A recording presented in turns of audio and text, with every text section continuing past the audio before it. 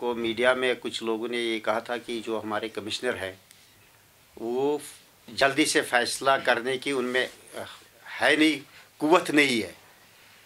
जो हमारे एम्प्लॉइज़ के मुतालबात हैं वो मुझसे हल नहीं हो रही।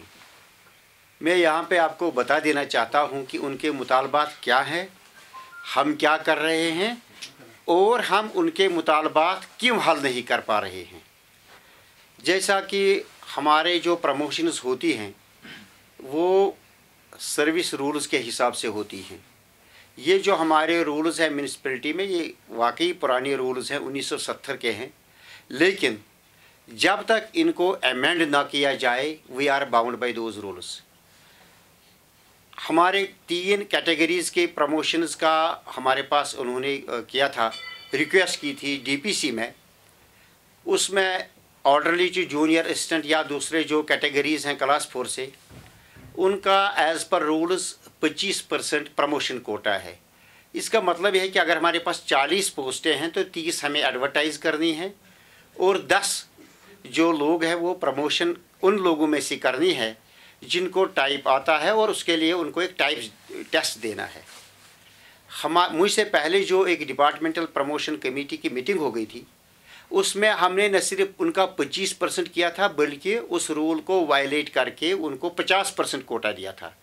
It means we were suppose to promote only 10 people and we have recommend was कि 20 लोगों को डबल करना था। फिर चूँकि ये रूल के खिलाफ था, हमने भी उसमें ये कहा कि हम इसको जो हमारा डायरेक्ट कोटा है उसको आगे करेंगे, लेकिन इनका जो 50% जो रिकमेंडेशंस हैं वो हम कर लेंगे, लेकिन उसमें ये कंडीशन थी कि वो टाइप नोइंग होनी चाहिए। ऐसे क्लास 4 एम्प्लॉइज़ जिनका टाइप होना ज़रूरी है।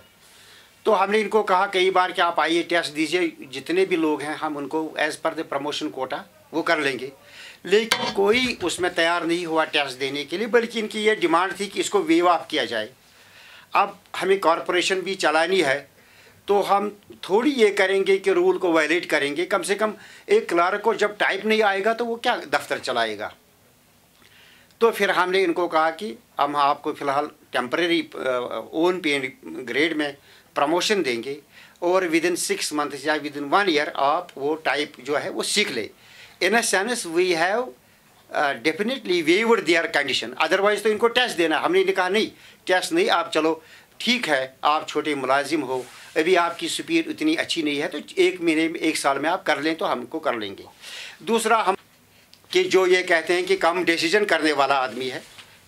हमारे वर्ल्ड बैंक के प्रोजेक्ट्स थे जिसमें से तकरीबन 350 करोड़ के प्रोजेक्ट श्रीनगर शहर के अलॉट होने वाले थे।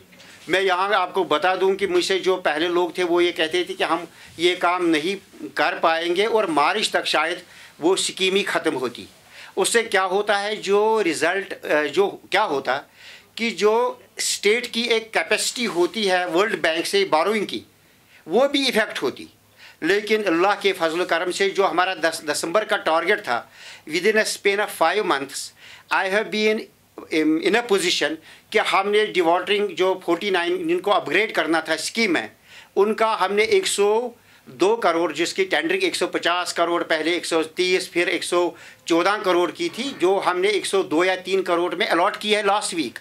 तो आप खुद अंदाज़ा कर सकते हैं कि डिसीजन लेकिन कहाँ है। जो काम कुछ कई साल 2 साल या 3 साल से आपको पता होना चाहिए पड़ा था, उसको हमने किया है श्रीनगर शहर के लिए।